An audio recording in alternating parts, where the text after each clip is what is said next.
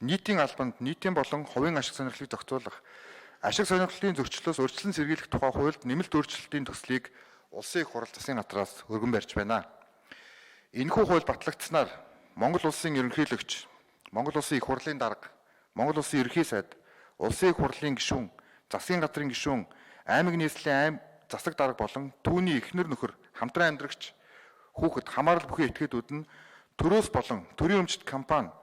төртөө хамтран хэрэгжүүлж буй олон улсын байгууллагуудын төсөл хөтөлбөрөөс санхүүжих бүх төрлийн худалдаа авалтад оролцох аливаа хөнгөлөлтөд зээл тусламж, тэтгэлэг, батлан даалтад хамрагдахыг тус хуульчлан хориглохоор тусгалаа. Энэхүү хуулийн төсөлд дурдгдсан албан тушаалтнуудаас гадна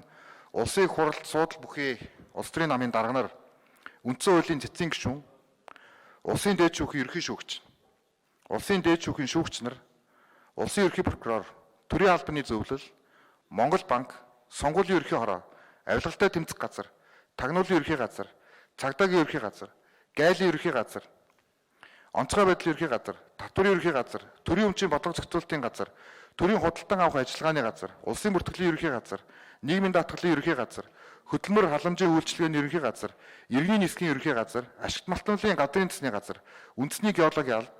эрүүл мэндийн даатгалын ерөнхий газар зэрэг улсын их хурл болон засгийн газарт ажиллаа тайлгнадаг байгууллагуудын дарга, орлогч нар тэдний хамаарал бүхий этгээдүүдэд мөн адил үйлчлэх нь зүйтэй гэж үзсэн болно.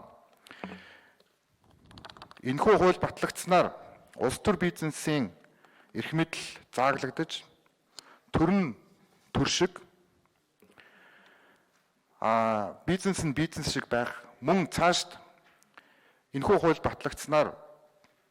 ирээдүйн олон улс төрчдөд өнөөдрийн энэ нөхцөл байдал давтагдахгүй байх томоохон дархлаа болно гэж бас үзэж байна.